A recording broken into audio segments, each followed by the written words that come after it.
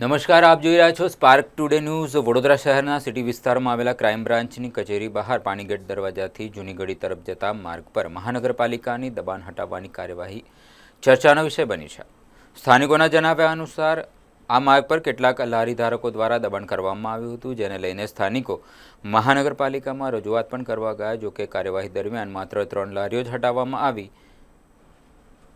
જ્યારે 3 લારીઓ હટાવતા અનેક સવાલો ઊભા થયા છે। સ્થાનિકોમાં એવી ચર્ચા છે કે પાણીગેટ દરવાજાની બહાર તેમજ શહેરના અન્ય વિસ્તારોમાં પણ અનેક સ્થળોએ લારી ધારકો દ્વારા દબાણ કરવામાં આવે છે, છતાં માત્ર આ 3 લારીઓ સામે જ કાર્યવાહી કેમ કરવામાં આવી? શું દબાણ શાખાએ પસંદગીના આધારે કાર્યવાહી કરી છે કે પછી તેના પાછળ કોઈ અન્ય કારણ છે?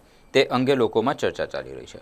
આ સમગ્ર મામલે સ્પાર્ક ટુડે ન્યૂઝની ટીમ સ્થળ પર પહોંચી ત્યારે મહાનગરપાલિકાના અધિકારીઓનો સંપર્ક કરવાનો પ્રયાસ કર્યો। જોકે અધિકારીઓ કોઈ સ્પષ્ટ માહિતી આપ્યા વગર જ સ્થળ પરથી જતા રહ્યા।